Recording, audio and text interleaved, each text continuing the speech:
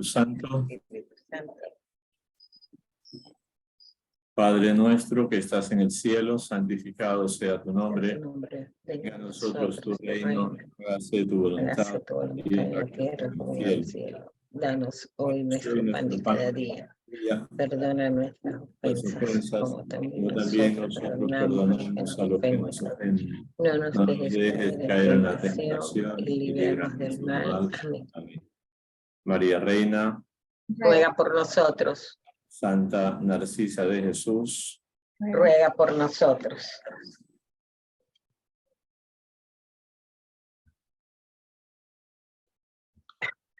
Bien, voy a hacer un pequeño cambio. Son 9 temas, hoy nos tocaría el 7. Bueno, ayer hubiera tocado el 7. Empiezo pidiendo disculpas a los que no se les pudo avisar que la sesión de ayer se suspendía. Pero bueno, entonces voy a tomar el tema 8. 8 y 9 son más, como que más densos. Y entonces dejo el 7 más suave para el final.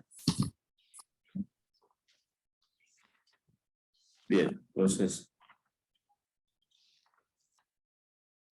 El tema 8, los sacramentos al servicio de la comunión y de la misión.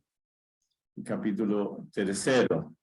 El capítulo 1 era los sacramentos de iniciación, bautismo, confirmación, Eucaristía. El capítulo 2 eran los sacramentos de curación, penitencia y unción de enfermos, que es el que dejo para el último día. Y este capítulo 3, los sacramentos, podemos decir, de madurez, de una misión dentro de la iglesia, ¿no? Ambos sacramentos son para esa vida de comunión, de comunidad cristiana dentro de o la familia o la comunidad eclesial, y la misión que todos tenemos como cristianos católicos. ¿Cuáles son los sacramentos al servicio de la comunión y misión? Son 2 sacramentos, el orden y el matrimonio. Fíjense que el nombre no es orden sacerdotal, simplemente sacramento del orden. Ya veremos después por qué. Y el matrimonio. Ambos confieren una gracia especial para una misión particular en la iglesia al servicio de la edificación del pueblo de Dios. Entonces, son 2 sacramentos, como que 2 caminos un poco paralelos, por decirlo así, de una función para servir a la iglesia. Entonces, el matrimonio no es que es menos, o porque solamente, bueno, se enamoran, se casan los dos, viven felices, tienen sus hijitos, sino que también tienen ahí una misión que cumplir, ¿no? Contribuyen especialmente a la comunión eclesial, ¿no? Ese es el sentido de cada familia, iglesia doméstica, y también el sentido del sacramento del orden. Para eso estamos nosotros, para trabajar por la unión del pueblo, ¿no? Y la salvación es misión general de toda la iglesia y de todos los cristianos.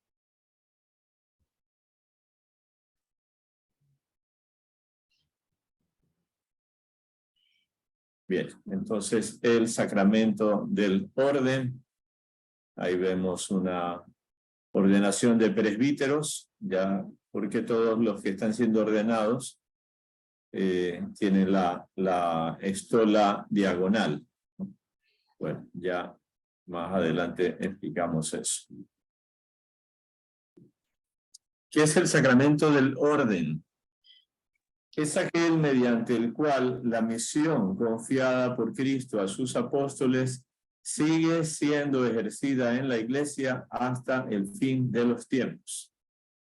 Entonces, Cristo tenía discípulos, formó una comunidad, de entre los discípulos eligió a 12, que los, dice Marcos, los instituyó, los constituyó, ¿no? O sea, no eran simplemente unos amigos especiales, sino que quiere con ellos formar algo estable, ¿no?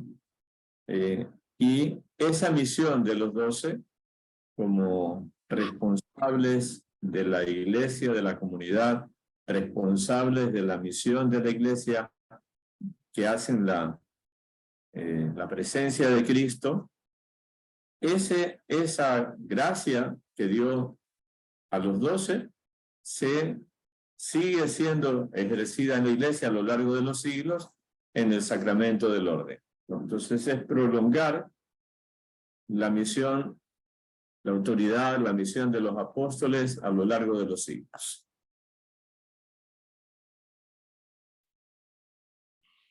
¿Por qué se llama sacramento del orden? Orden indica un cuerpo eclesial, ¿no?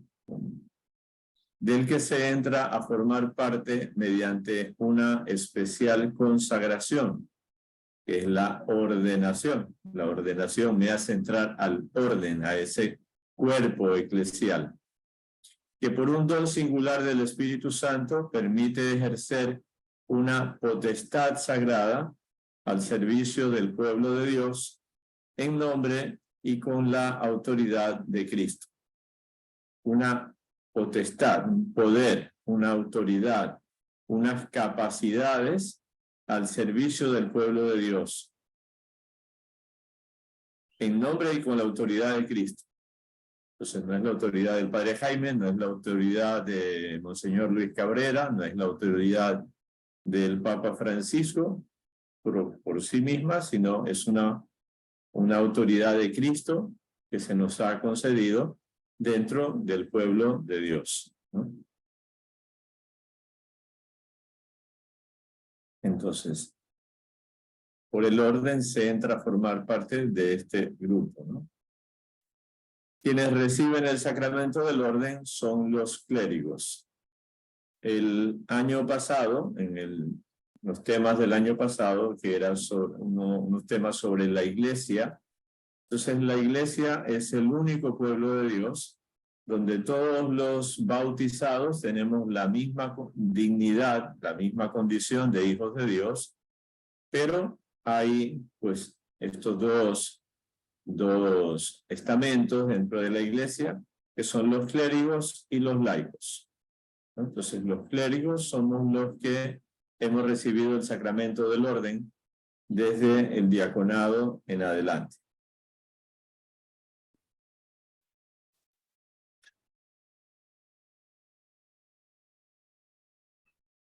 ¿Cómo se sitúa el sacramento del orden en el designio divino de la salvación? Entonces, primero Antiguo Testamento. En la Antigua Alianza, el sacramento del orden fue prefigurado por el servicio de los levitas, el sacerdocio de Aarón y la institución de los 70 ancianos.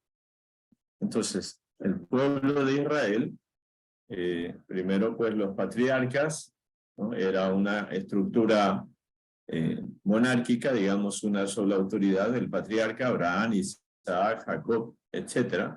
Pero cuando ya van con Moisés, camino a la tierra prometida, en desierto, entonces Dios le dice a Moisés que unjan a Aarón como sacerdote, y los descendientes de Aarón son los sacerdotes del pueblo de Israel. Aarón, por su parte, era de la tribu de Leví, ¿no? De los 12 hijos de Jacob, hay uno que es Leví, y esa tribu de la que formaba parte Aarón es elegida para que se encargue del culto en Israel. Entonces, cuando ellos llegan a la tierra prometida, la reparten entre 11. A Leví no le dan una tierra. Los hijos de Leví podían vivir en cualquier parte y eran los encargados del templo. Entonces, como el templo de Jerusalén era muy grande y hacían sacrificios de animales constantemente, los sacerdotes eran los encargados de los sacrificios, pero los levitas eran como, llamemos así para entender un poco, los sacristanes, ¿no? Los encargados del orden del templo, de la limpieza y de, bueno, tanta cosa que podía haber ahí con tantos sacrificios de animales, ¿no? Y al mismo tiempo también aparecen los 70 ancianos, o sea, Moisés también se ve desbordado por el pueblo grande y no puede ejercer él solo la autoridad y el juzgar ciertas situaciones. Entonces también Dios le inspira a que elija 70 ancianos y luego pues invocan y el Espíritu de Dios desciende sobre ellos, ¿no? Entonces ahí está prefigurando, en los levitas vendría a ser los diáconos actualmente, el sacerdocio, pues el sumo de los sacerdotes, obispos y presbíteros, y los 70 ancianos, anciano es lo mismo que presbítero. Bien, estas prefiguraciones se cumplen en Cristo Jesús. Él lo asume todo, digamos, ¿no?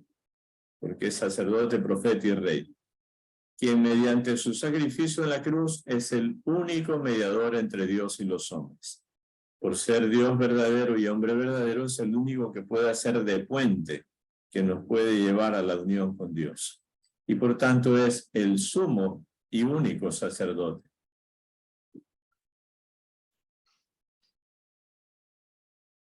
Entonces, Antiguo Testamento, Cristo, y después de Cristo, el único sacerdocio de Cristo se hace presente por el sacerdocio ministerial, ¿no? Entonces, la frase de Santo Tomás de Aquino: solo Cristo es el verdadero sacerdote, los demás son ministros suyos, ¿no? Entonces nosotros somos ministros de Cristo y ministros de la iglesia, servidores de Cristo, que le prestamos nuestro cuerpo, nuestras manos, nuestra palabra, ¿no?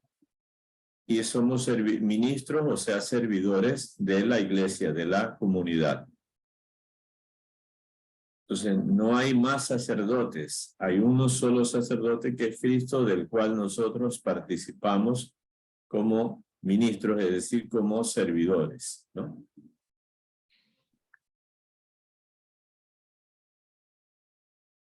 El primer tema fue la liturgia, que es la actualización del sacerdocio de Cristo, el ejercicio del sacerdocio de Cristo.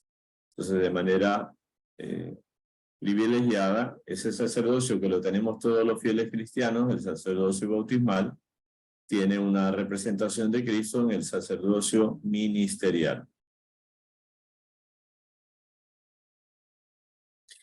¿De cuántos grados se compone el sacramento del orden?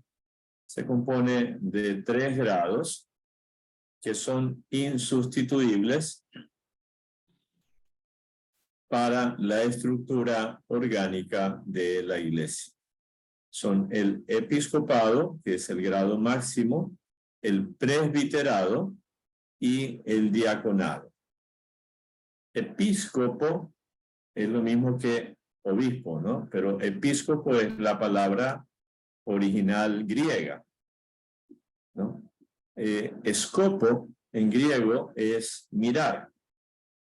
Entonces miren ustedes las palabras. Microscopio es mirar a lo chiquitito. Telescopio es mirar a lo lejos, ¿no? Batiscopio es lo que tiene batiscafo se llama, pero viene de es lo que tienen los submarinos, ¿no? Episcopo, epi es por encima, ¿no? Episcopo, en la palabra, digamos, latina, que también usamos en castellano, es supervisor, el que ve por encima, ¿no? Entonces, el obispo es el responsable total, el que tiene que mirarlo todo, toda la comunidad eclesial.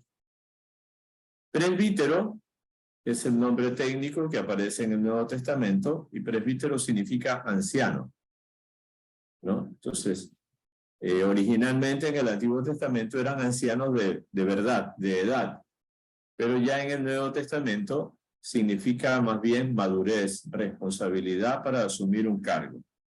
Porque, por ejemplo, Pablo le dice a Timoteo que no deje que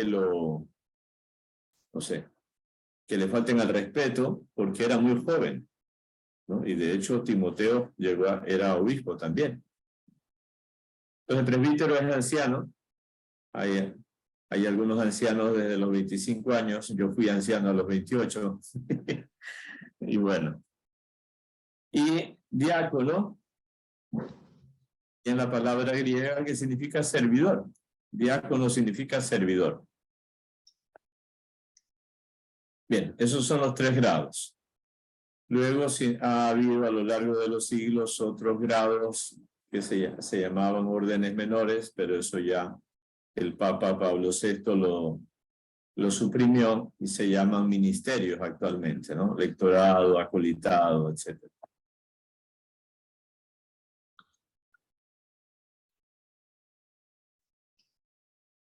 Bien, ahí tenemos un obispo con su traje. Bueno, la casulla es igual en los sacerdotes. El bastón grande es el báculo. Si ven el báculo tiene la redondez hacia abajo y hacia un poco hacia adentro. El del Papa es abierto. Significa que el obispo tiene una jurisdicción en un lugar, en un territorio, digamos, delimitado. En cambio, la jurisdicción del Papa es universal. La mitra, el gorrito que lleva, es el característico de los obispos. Tiene la cruz pectoral y luego en la mano derecha ven un anillo grandecito, que es su anillo episcopal, es como que su matrimonio con la diócesis, ¿no? Con la iglesia que se le ha encomendado. Bien, ¿cuál es el efecto de la ordenación episcopal? La ordenación episcopal da la plenitud del sacramento del orden. O sea, lo tiene completito, digamos, la autoridad y la misión de los apóstoles.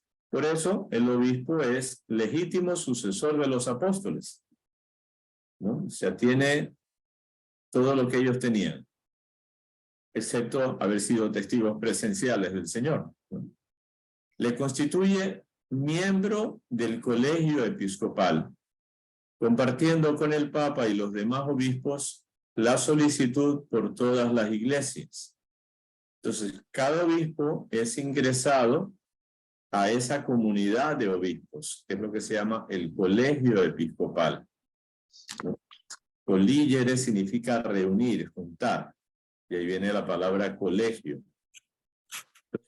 Todos los obispos no solo tienen una autoridad en su diócesis, Monseñor Cabrera en la arquidiócesis de Guayaquil, sino que tiene con los demás obispos la preocupación por la Iglesia Universal.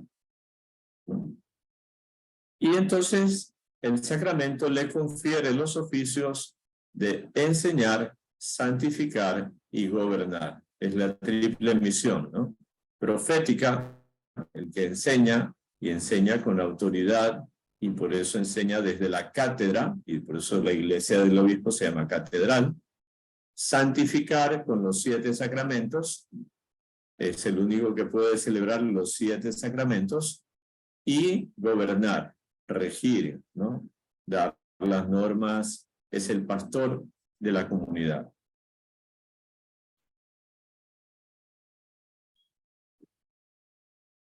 Es bueno conocer esto porque, bueno, el obispo es uno solo, a veces hay algún auxiliar. Normalmente la gente tiene contacto con los sacerdotes, con los párrocos, y el obispo como que lo vemos desde lejos, alguna vez llega, pero sí es necesario saber cuál es su papel. ¿Cuál es el oficio del obispo en la iglesia particular que se le ha confiado? A ver, aquí voy a adelantarme antes de contestar.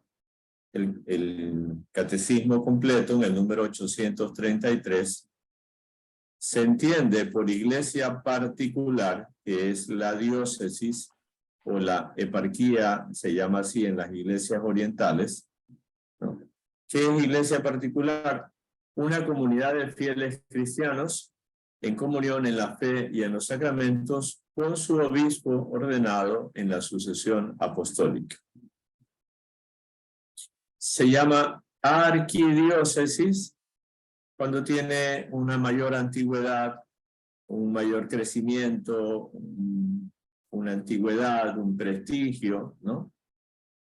Entonces, por ejemplo, nuestra arquidiócesis de Guayaquil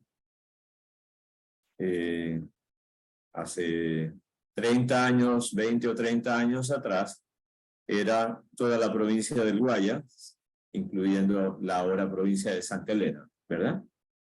Pero ya hace unos, no sé, 15 años, qué sé yo, se creó la diócesis de San Jacinto de Yaguachi. Entonces, toda la zona de Milagro, Bucay, Naranjal, Naranjitos, toda esa zona fue una nueva diócesis, es decir, una comunidad de fieles cristianos en comunión con un obispo, que en ese entonces pues Monseñor Aníbal Nieto. Y recientemente, el año pasado, no sé si ya van a ser 2 años, se crearon 2 nuevas diócesis, que son la diócesis de Santa Elena, donde está Monseñor Iván Minda, y la diócesis de Daule, que comprende desde Novol para arriba, ¿no? Hasta el Empalme. Entonces, la Santa Sede ve cuando una comunidad, pues ya el obispo se le desborda de lo grande de la cantidad de gente y es necesario que se ordene o que se nombre otro obispo, y eso entonces es una diócesis, ¿no? Entonces, ¿cuál es el oficio del obispo? Al obispo, a quien se le confía una iglesia particular, es el principio visible y el fundamento de la unidad de esa iglesia. Entonces, en nuestro caso, Monseñor Luis Cabrera es el que nos une a todos los fieles cristianos que pertenecemos a todas las parroquias. Nos une porque somos una sola iglesia. La unidad es algo fundamental en la iglesia, ¿no? No somos cada parroquia una secta aparte, donde cada parroquia ven qué es lo que hacen y cómo lo hacen, sino que estamos en una unidad de fe y de comunión con el obispo, ¿no? Entonces, en esta iglesia es el fundamento de la unidad y en la que desempeña como vicario de Cristo, como representante de Cristo, el oficio pastoral, es decir, el guiar, el gobernar, el santificar, ayudado por sus presbíteros y diáconos, ¿no? Entonces, cuando se ordena un obispo, se le suele designar una iglesia particular, ¿no? Una diócesis. Cuando se ordenan los llamados obispos auxiliares, les dan una diócesis antigua que ya no existe hasta que algún día los hagan obispos titulares de alguna diócesis, ¿no? Hay ciertos obispos que no tienen diócesis. Por ejemplo, el nuncio apostólico.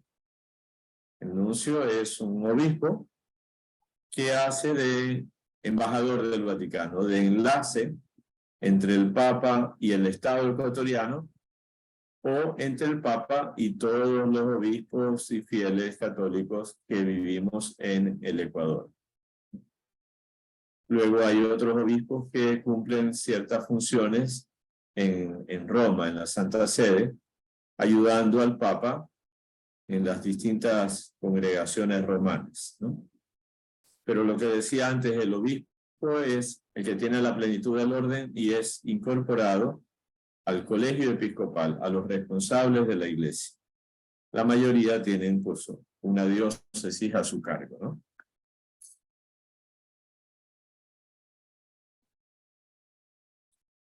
Bien, ahí tenemos un padrecito con su casulla, el cáliz y la hostia, ¿no? Bien, ¿cuál es el efecto de la ordenación presbiteral? La unción del Espíritu marca al presbítero con un carácter espiritual indeleble. Lo configura a Cristo sacerdote y lo hace capaz de actuar en nombre de Cristo cabeza. Bueno, el sacramento del orden imprime carácter, ¿no? Bautismo, confirmación y orden sagrado imprimen carácter, es decir, hay algo que no se borra, que es para siempre. Y entonces nos configura a Cristo, nos asemeja, nos hace participar de la misión de Cristo para actuar en nombre suyo y con su autoridad.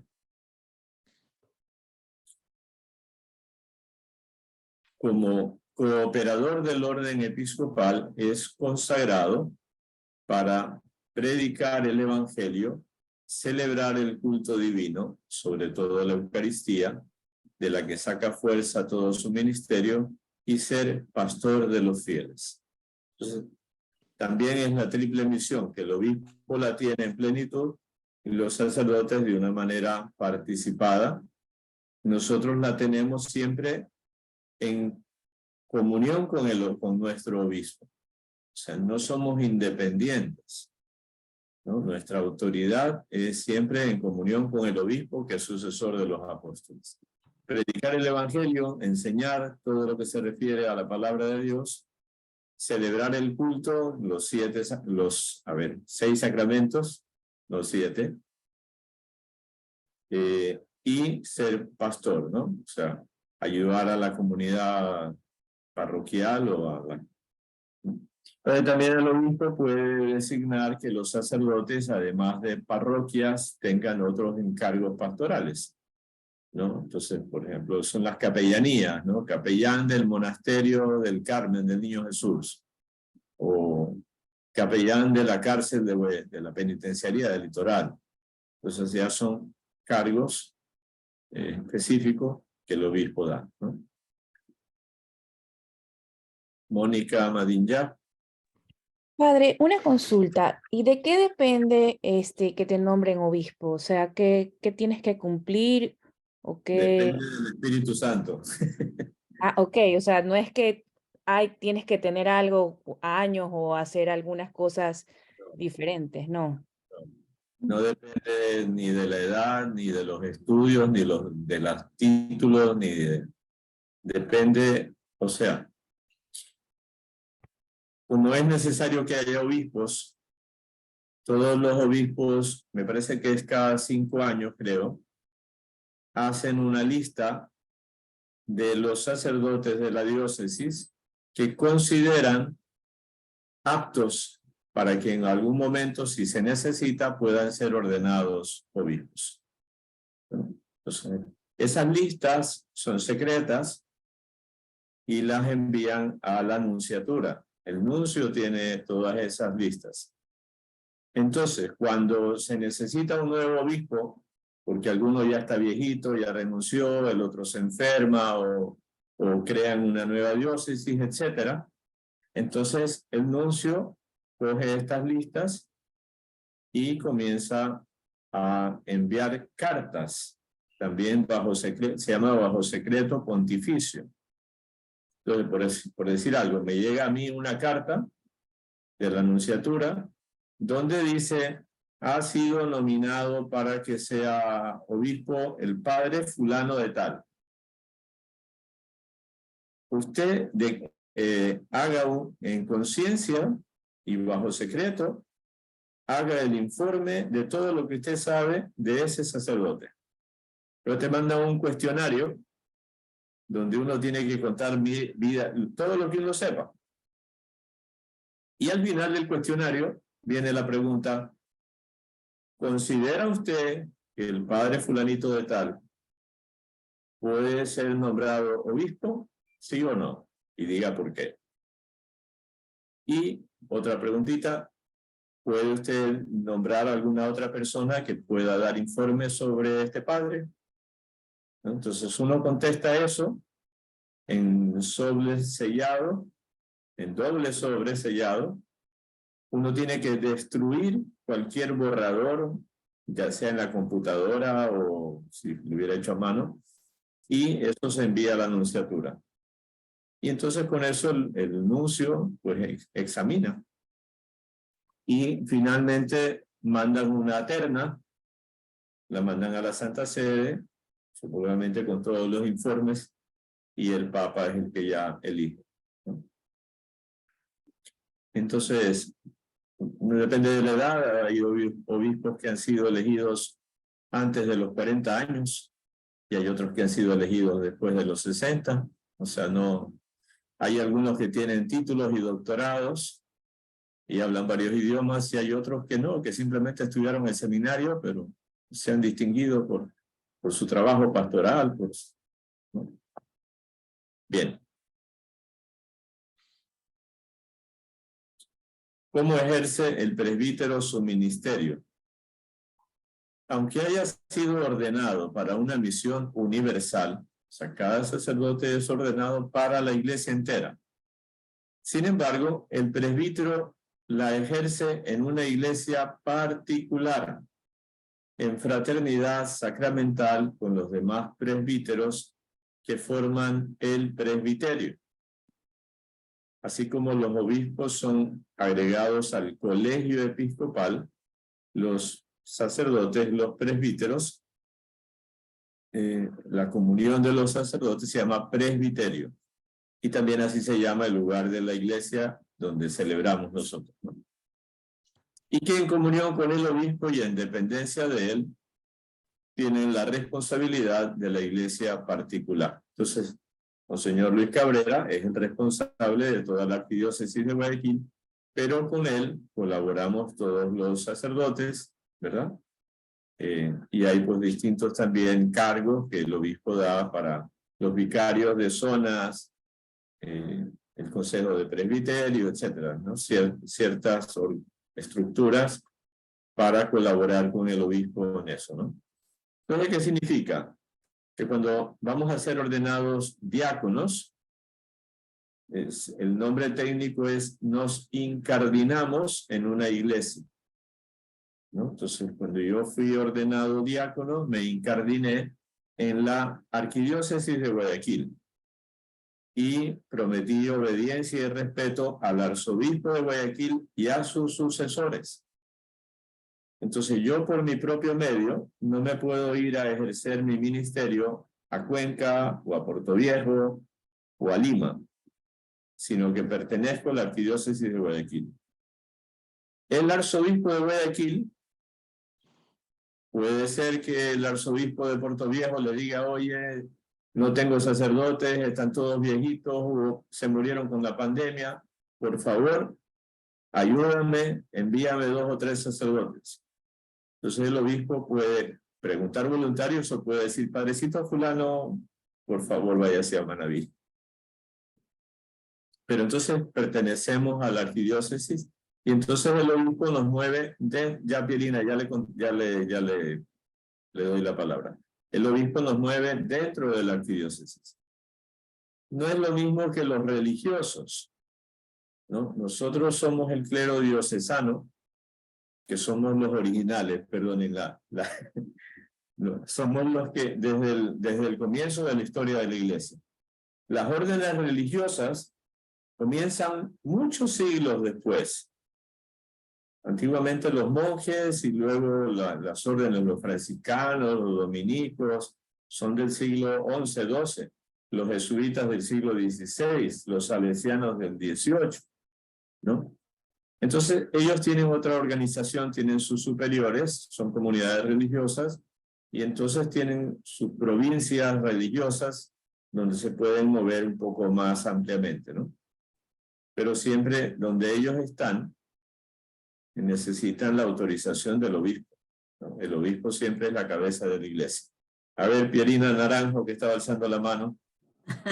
¿Cómo está, padre? Buenas noches. Padre, una pregunta, por ejemplo, en el caso suyo, ¿no? Que usted necesita ayuda los domingos, etcétera. Usted puede recurrir por ejemplo, mi pregunta era la siguiente, a las personas que están en el seminario, si existe un rector, que supongo que es como un, por decirlo así, ¿no? Un colegio, una universidad, realmente él se queda solo ejerciendo esa función de rector, o sea, no, obviamente por la responsabilidad que tiene, no le dan parroquia y si usted tiene necesidad en su parroquia, los que recurren a ayudarlo, pues ellos hacen otras funciones en el seminario. Ya, cuando yo estuve en el seminario, el padre rector que estaba era pues solamente un sacerdote en esa época. Ahora hay 4 sacerdotes en el seminario. Y entonces el padre rector sí le pidió al obispo que no le dé ningún cargo fuera para dedicarse exclusiva y totalmente a la formación de los seminaristas, de los futuros sacerdotes, ¿no? Actualmente, por las necesidades, sí salen, sí tienen algún encargo fuera, ¿no? Ayudando en alguna parroquia o algo así. No es algo permanente, sino que como hay tantas necesidades, entonces pues sí echan una mano por ahí. Por ejemplo, padre Jorge Avilés, que es de los superiores del seminario, es también capellán de la UES. Todos los domingos se va a la UES. Y así, ¿no? Entonces, el padre rector actualmente supongo que también ayuda. Hay uno de ellos que se va siempre a Nobol, al santuario de Narcisa, no sé ahora que ya es nueva diócesis, pero en todo caso, ellos tienen su función primera es la formación de los seminaristas, acompañarlos y puede ser que algún momento salgan a alguna misa, ¿no? Gracias. De nada.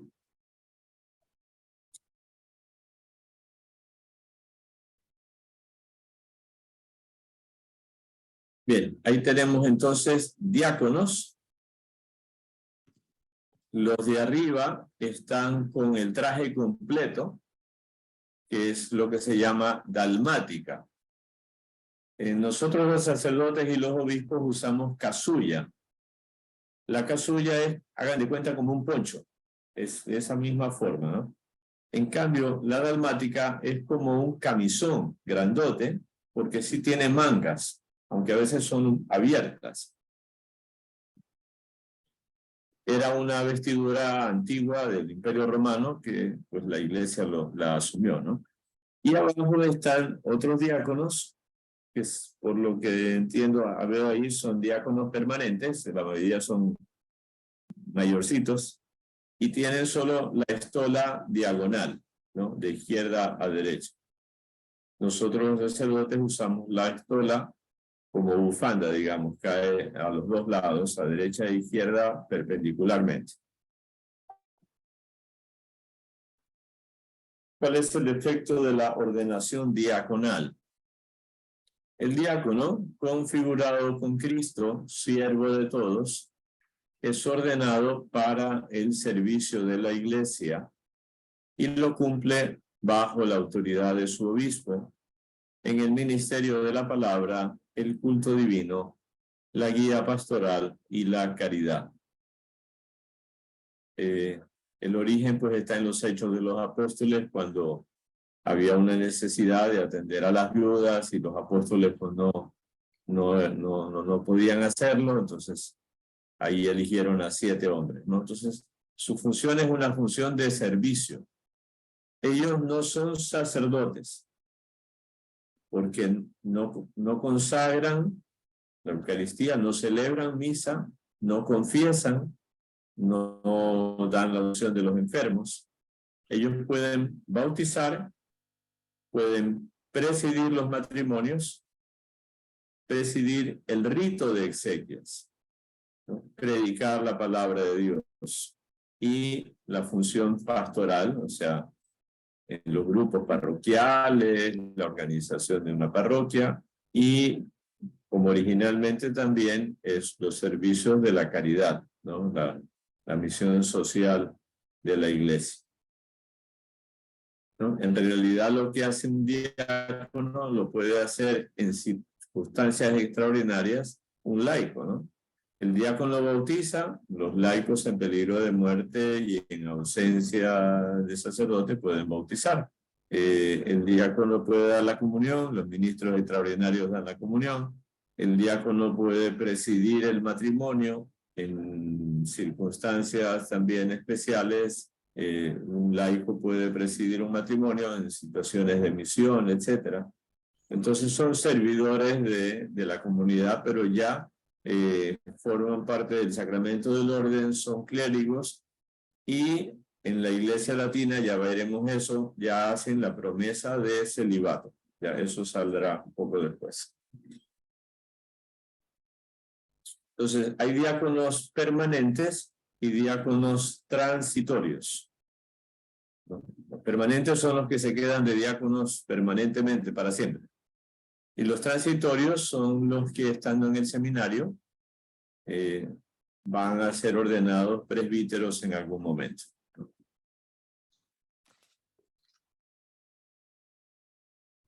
Bien, ahí tenemos un rito de ordenación.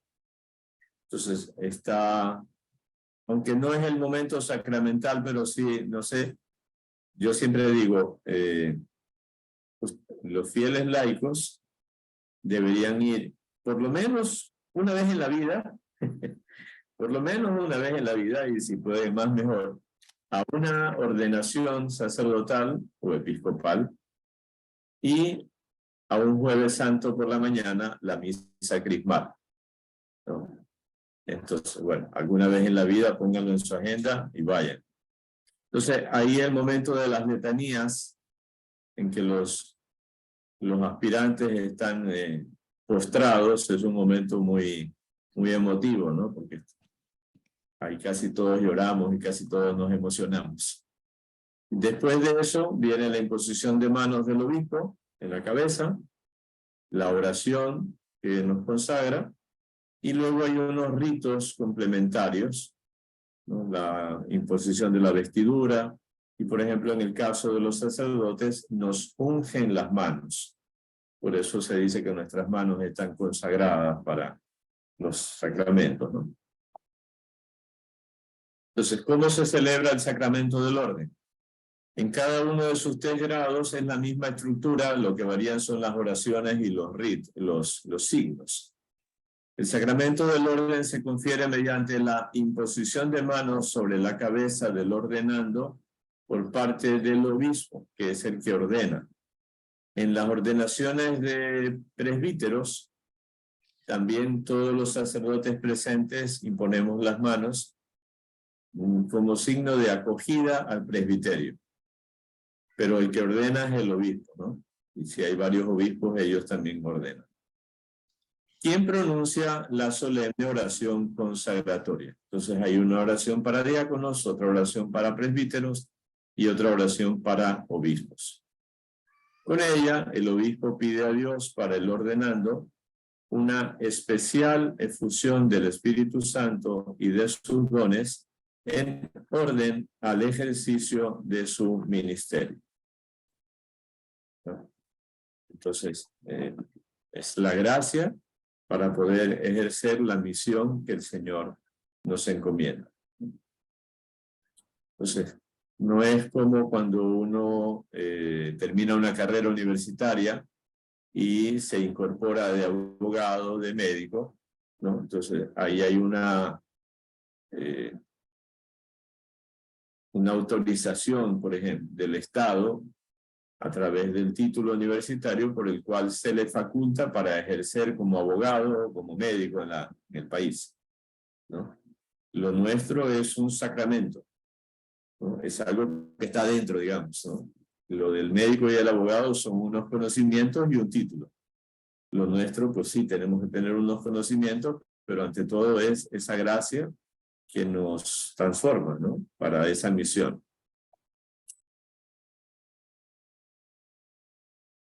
¿Quién puede conferir este sacramento? Solo los obispos.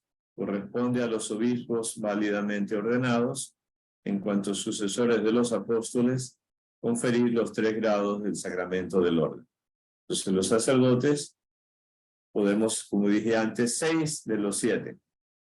Podemos bautizar, confirmar en peligro de muerte o cuando el obispo nos delega, celebrar la Eucaristía, la penitencia, la unción de los enfermos, el matrimonio, y no podemos el orden, ¿no? Solo los obispos. ¿Quién puede recibir este sacramento? Solo el varón bautizado puede recibir válidamente el sacramento del orden. La Iglesia se reconoce vinculada por esta decisión del mismo Señor. Nadie puede exigir la recepción del sacramento del orden sino que debe ser considerado apto para el ministerio por la autoridad de la iglesia. Entonces, pues ha habido ya hace tiempo como el reclamo de que por qué las mujeres no, que si eso es una discriminación, que si etcétera, etcétera, etcétera, ¿no? Entonces ya Juan Pablo II ordenó que se haga un estudio exhaustivo de la Sagrada Escritura y de la tradición para ver si es que era algo del tiempo que no convenía o si es algo que es voluntad de Cristo. Entonces Juan Pablo II dio la doctrina de que no se veía por ningún lado que se pueda dar, que solamente se puede dar a los varones. Entonces hay una razón, porque cada sacramento es un signo, ¿no? O sea, no se puede bautizar con leche, se bautiza con agua, porque significa limpieza, vida, pureza. Entonces, el sacerdote es signo de Cristo, esposo de la iglesia. Entonces, no es compatible una mujer esposa de la iglesia, ¿no? Cristo esposo de la iglesia esposo. Como decía antes, el obispo tiene el anillo como signo, como su desposorio con la iglesia, ¿no? Y luego no se puede exigir, es un don. Y la iglesia mira a quién se lo quiere dar. O sea, uno puede haber terminado los 7 años de estudio del seminario y en otros lugares donde hay facultades y puede tener título de licenciatura en teología o de doctorado en teología, pero si el obispo no lo considera conveniente, pues no lo ordena. Por eso hay se llama consejo de órdenes, ¿no? Junto al obispo hay varios sacerdotes que examinan a los candidatos. Entonces, cuando uno entra al seminario, los sacerdotes formadores van haciendo pues una carpeta con la documentación y con los informes que se tiene ahí mismo en el seminario, o de los sacerdotes donde se envía a los seminaristas a hacer actividades pastorales. Entonces mandan al seminarista 3 meses en vacaciones a tal parroquia y el párroco después de eso tiene que dar un informe de cómo se comportó el seminarista. Y eso pues lo van entonces a algunos pues ya le dirán a medio camino, mira, tú no tienes vocación, esto no es para ti, sigue tu camino. Otros avanzan hasta el final y cuando van a ser ordenados diáconos, esas carpetas pues son examinadas por el Consejo de Órdenes y ahí les dan o el visto bueno o el espérate un tiempo o el tú no. Marjorie. Buenas noches, padre. Una consulta. ¿Cuántos años es la preparación para el orden sacerdotal? Actualmente, en la mayoría de los casos, 6 o 7. Aquí en Guayaquil son 7. Varía que de acuerdo al... Sí, de acuerdo al episcopal, al obispo. Normalmente 2 años de filosofía y 4 de teología. Y suelen tener un año introductorio, que es como que, a ver, vamos a conocer un poco qué es esto, ¿no? Y en ese año introductorio es un año también un poco como de, a ver, no se me viene la palabra, porque vienen chicos de diferentes lugares, vienen unos del campo, vienen otros de la ciudad, vienen otros que ya han sido universitarios, y entonces es como para que se integren y para que algunos tienen deficiencias en la formación intelectual, ¿no? Porque a lo mejor en algún colegio del campo muy sencillo, qué sé yo. Entonces les cuesta de golpe y porrazo entrar a la filosofía. O sea, yo personalmente ya estaba en la universidad, estaba en 2º año, bueno, comencé 3º, pero mi capacidad era más, yo era físico, matemático, a mí me encantaban las matemáticas, estaba estudiando ingeniería, entonces llego al seminario a estudiar filosofía y después un cortocircuito, ¿no? Me tocó irme adaptando y para ir pudiendo captar la filosofía, ¿no? Bien. Entonces es la iglesia la que examina, ¿no? Yo a veces les hago la comparación, es como el matrimonio, ¿no? Uno no se puede casar al día siguiente de conocer a alguien, tiene que tener un tiempo, y los dos tienen que discernir, esta persona es la persona con la que yo quiero estar toda la vida, él y ella, ¿no? Entonces, lo mismo, uno entra al seminario y uno tiene que ir discerniendo, esta es mi vocación, esto es lo que yo quiero hacer el resto de mi vida, realmente tengo la capacidad para esto, y lo mismo tiene que ver la iglesia, por medio de los superiores, de los formadores. Este chico realmente demuestra que quiere y que puede ser un buen sacerdote.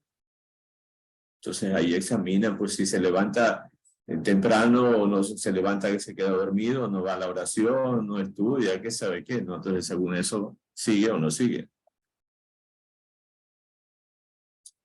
Bien. Se exige el celibato para recibir el sacramento del orden. Entonces, son dos carismas diferentes. Un carisma, una gracia, es la vocación al ministerio sagrado. Y otra gracia, otro carisma, es la vocación a la virginidad o al celibato, que pueden unirse o no. Entonces, para el episcopado se exige siempre el celibato. En toda la iglesia, los obispos son célibes. Célibe significa soltero. En italiano, la palabra, se usa esa misma palabra. Sono célibe, se pronuncia célibe, pero se escribe igualito, célibe, significa soy soltero.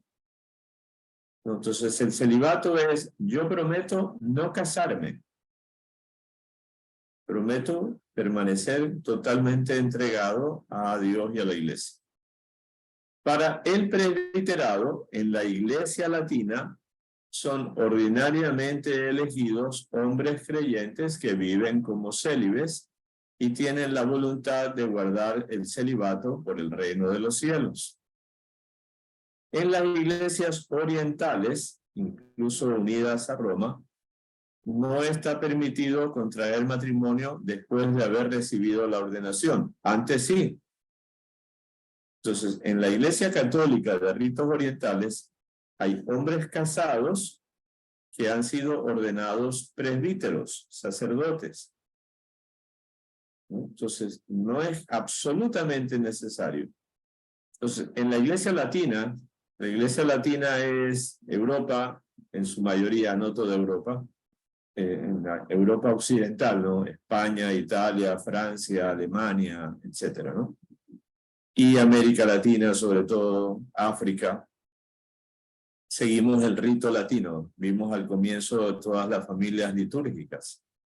Entonces, en la Iglesia Latina se adoptó esto como una ley eclesiástica.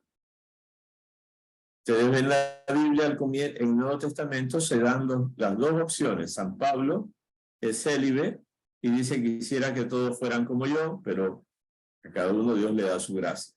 Y San Pablo en las cartas a Timoteo y Tito habla de que el presbítero pues no haya sido un hombre casado 2 veces, sino una sola, ¿no? Y que sepa gobernar a su casa y educar bien a sus hijos. O sea, entonces se entiende que sí había presbíteros casados. Y así fueron dándose el paso de los siglos hasta que ciertos obispos en sus diócesis dijeron, no, yo prefiero que mis sacerdotes sean siempre hombres célibes, no voy a ordenar hombres casados. Entonces comenzó por aquí y por allá hasta que fue haciéndose más común.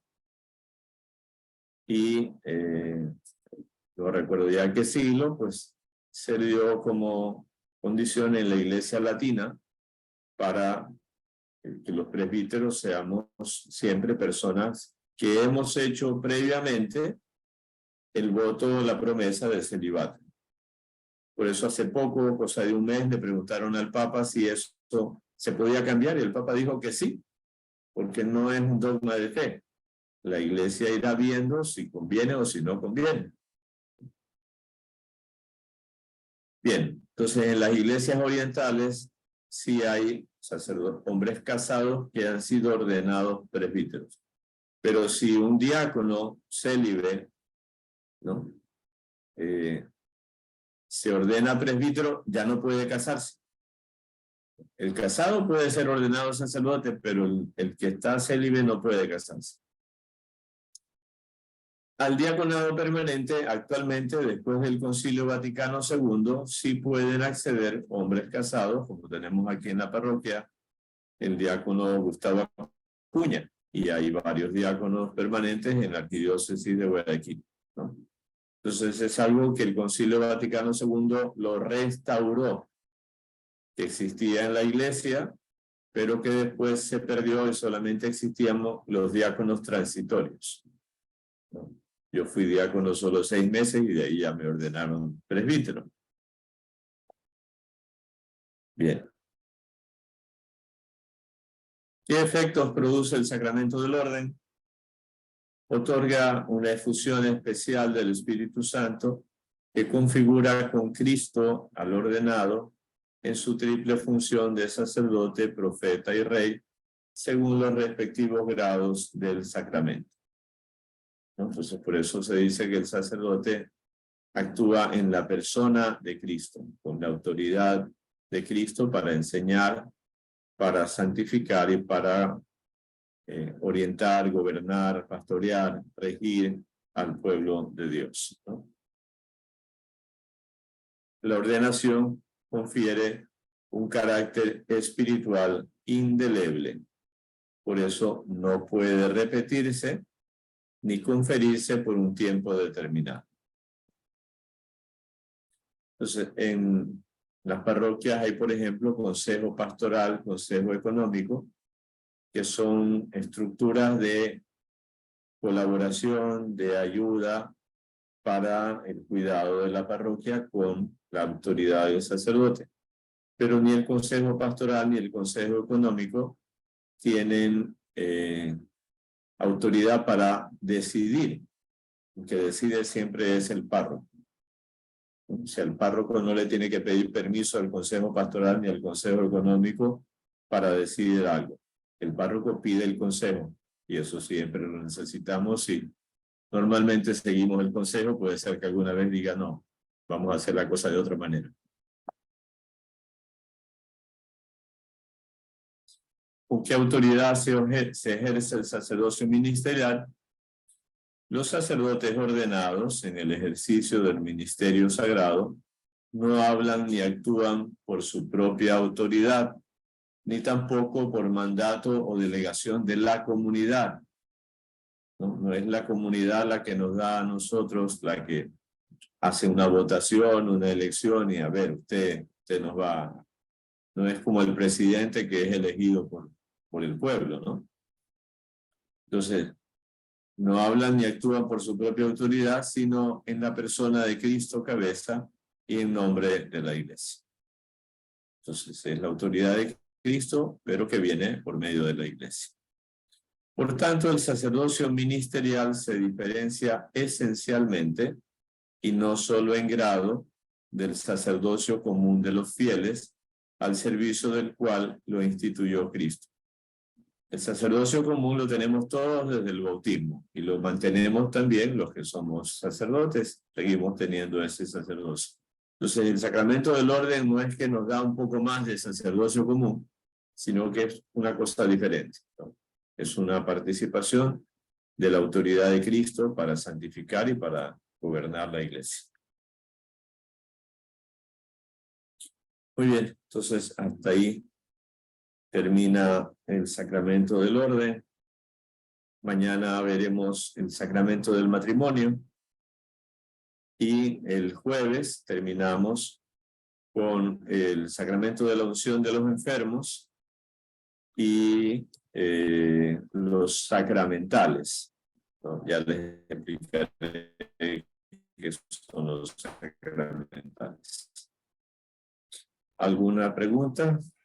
Padre, para las personas que quieren hacer, en este caso, diáconos permanentes o transitorios, ¿Hay alguna edad? Por ejemplo, si dicen quiero a los 30 años, alguien quiere ser, puede ingresar, aunque tenga una vida, sea soltero, efectivamente, pero no hay edad para poder empezar eso.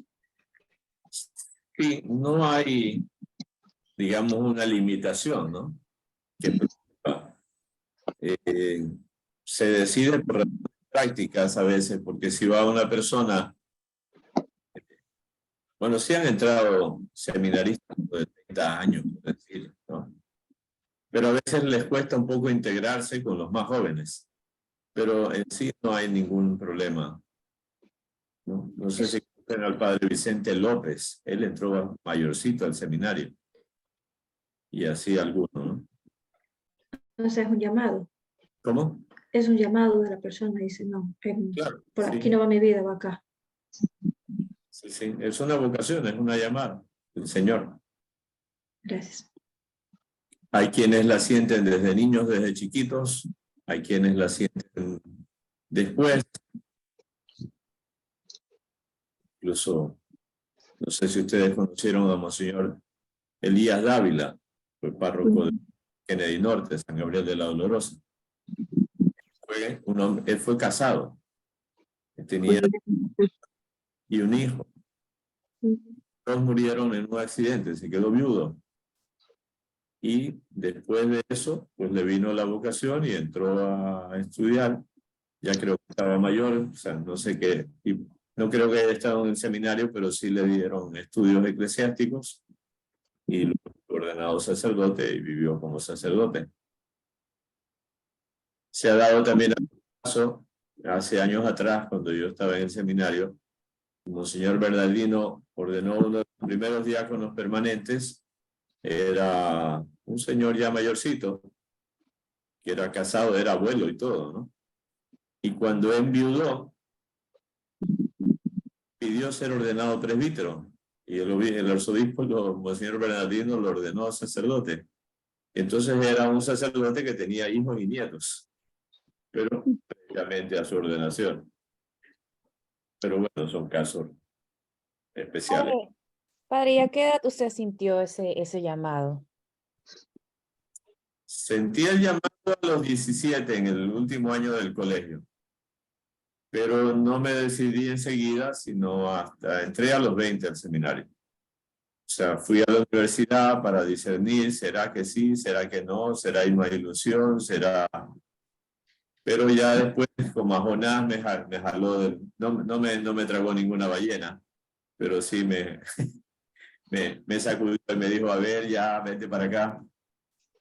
Y desde que entré al seminario fue ya un convencimiento total. No, nunca tuve dudas. Algunos compañeros de la universidad me decían, oye, ¿por qué dejaste la universidad? Que tú eras buen alumno, ¿ve? ¿Por qué no estudias las dos cosas? No era posible. Padre, una duda que también tengo. Usted indicaba de que, por ejemplo, para que lleguen a ser obispos, eso ya depende muchas veces de como una carrera, de una carpeta. ¿Se aplican antigüedades entre los sacerdotes de acuerdo cuando vayan haciendo el seminario o no? Para ser obispo. No. O sea, por ejemplo, usted, no sé cómo le llaman, promociones, usted se convirtió en sacerdote en cierto tiempo, pero los que van llegando después o antes que ustedes estuvieron, el uno dice, yo soy más tiempo, soy maestro, les afecta, no, da igual. No, como yo dije antes, hay obispos que han sido ordenados muy jóvenes, con relativamente pocos años de sacerdocio, y otros de mayor tiempo. En eso no hay. No, no afecta. O sea, es el nuncio que examina todos los informes y va viendo quiénes tienen esas aptitudes, ¿no? Porque eso no es lo mismo una parroquia, y tratar con feligreses, que una diócesis y estar al frente de todas las parroquias y de todos los sacerdotes y de toda la problemática, incluso problemática a veces de tipo civil, porque estamos en la tierra y entonces el obispo es el responsable. Padre, una pregunta. El laico que es diácono, ¿viste con camisa clerical? A ver, el laico no es diácono. El diácono ya no es laico. Ah, ok, bueno, el diácono, por ejemplo, qué sé yo, nuestro diácono Gustavo. Ya. El traje clerical es también una ley eclesiástica. Entonces, antiguamente, bueno, la iglesia tiene 2000 años de historia, entonces en los primeros siglos no había traje eclesiástico. Los sacerdotes se vestían igual que todo el mundo. De hecho, las vestimentas litúrgicas que usamos en misa eran las vestimentas normales de la gente. Y luego se dejaban las mejores para la celebración de la misa. Y con el paso del tiempo fueron cambiando las modas de vestimenta de la gente y crearon esas vestimentas para la función litúrgica. Pero entonces el traje eclesiástico ha ido variando con el paso de los siglos hasta que, bueno, pues durante siglos se ha hecho, fue la sotana, normalmente negra. En el siglo XX, en los países calurosos, tomaron las sotanas claras, cremitas o blancas. Pero ya el derecho canónico dice que la conferencia episcopal de cada país es la que determina cuál es el traje eclesiástico que deben usarse, que deben usar los presbíteros o que deben usar los diáconos. Entonces, aquí en Ecuador, para los presbíteros, antes era 3 opciones, ahora han dejado solo 2, que es la sotana o el traje llamado clerical, ¿no? La camisa con el cuellito blanco que tenemos, que se llama clergyman. Distintivo, ¿no? Que la gente nos pueda distinguir quiénes son. Para los diáconos no hay una obligatoriedad, porque ellos no están, digamos, 100% en las parroquias. Algunos puede ser que sí, pero ellos, su función es, digamos, si es un abogado, si es un médico, pues ejerce su trabajo y él hará alguna ayuda en la parroquia en algún momento, ¿no? O sea, el diácono Gustavo se dedica a su trabajo y los fines de semana nos ayuda aquí en la parroquia, incluso a veces no puede porque tiene alguna actividad. Nos ayuda en los bautizos, ayuda en la celebración, un matrimonio. Entonces no tienen ellos obligatoriedad. Ok, gracias, padre. Padre, pero los diáconos no pueden hacer la consagración, ¿verdad? No, porque no son sacerdotes. No son sacerdotes, sí. No. Otra consulta, el capellán, ¿quién los, o sea, ellos están encargados de que cuando van a alguna institución, ¿quién los envía? ¿El obispo o...? Todos los nombramientos vienen del obispo. Vienen del obispo. Sí. Entonces, él es el que nos nombra párrocos y por tanto nos encarga de una parroquia. Pero puede ser que algún sacerdote, además de ser párroco, le encarguen una capellanía. O puede ser alguno que no sea párroco y solo sea capellán. Capellán de los colegios religiosos, por ejemplo. De los colegios, sí. Capellán de los hospitales, ¿no? El capellán del hospital del IES. Hay un padrecito que es el Hospital Bernaza. Hay un sacerdote que está 100% en el Hospital Bernaza. No es párroco, es capellán del hospital y vive en el hospital. En el Hospital Bernaza hay una capilla y ahí hay una habitación donde vive el capellán del Hospital Bernaza. Otros pues tienen su parroquia y además son capellanes del hospital o capellanes del colegio no sé cuál. Hay capellán en la Marina también. Bueno, eso también hay. El ejército tiene un obispo propio dedicado a todas las fuerzas armadas. Y entonces hay sacerdotes que forman parte de esa misión en los destacamentos militares. Algunos totalmente entregados a esa tarea, solo eso, Otros tienen alguna parroquia y al mismo tiempo tienen una función en algún destacamento militar. Esos son los sacerdotes castrenses, padre. Sí, son los castrenses, sí. O sea que el capellán sea un sacerdote. Claro, para ser capellán hay que ser sacerdote. Ya. Muy bien, hay que rezar mucho por las vocaciones. Todos los días recen algo, aunque sea un Ave María por las vocaciones. Estamos en De acuerdo. Cuando yo entré, éramos 16 en total, pero yo entré el año 80, a los 5 años de estar fundado el seminario de Guayaquil. Y cuando yo salí del seminario, había más de 80 seminaristas. O sea, fue un tiempo que fueron creciendo. Con la venida de Juan Pablo II vinieron muchas vocaciones. Con la canonización de Narcisa también vinieron vocaciones, pero ahora estamos bajando. Ahora hay pocos. Entonces, si es necesario, por eso no me dan ayudantes. Siempre me preguntan, padre, ¿cuándo le mandan un ayudante? Y el pobre obispo no tiene fábrica de curas. Entonces hay que rezar. Y por eso hay un sacerdote que está dedicado a eso, a tiempo completo. Padre Andrés Ulloa es el promotor vocacional y anda recorriendo todo lo que puede para suscitar vocaciones. Padre, existe una función de arcipreste, tengo entendido. ¿Sí? ¿Nos podría explicar en qué consiste esa? Ya. Claro. Una diócesis es un territorio y una cantidad de parroquias.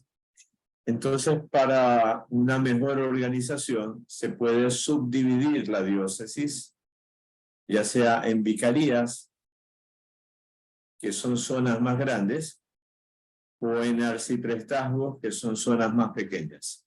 Actualmente en Guayaquil ya no hay arciprestazgos, antes había, ¿no? Entonces, actualmente solamente hay vicarías. En Guayaquil está la vicaría centro, la norte, la noroeste, la sur y la suroeste. Hay 5 vicarías. O sea, la ciudad está dividida en 5 partes. Luego ya no tenemos, pero antes había las vicarías rurales, que eran Daule, Santa Elena, ahora ya son nuevas diócesis. Entonces, en cada una de esas agrupaciones, la vicaría centro, creo que son como 30 parroquias. Entonces hay un sacerdote que es el vicario, que es un sacerdote de la zona nombrado por el obispo como coordinador de la pastoral en esa zona, y es el que los vicarios se reúnen con el obispo una vez al mes para las distintas actividades, y luego los vicarios nos reúnen a los sacerdotes, nos reunimos también una vez al mes después de esa reunión con el obispo, y el vicario nos comunica todas las cosas que se hayan conversado o se hayan decidido.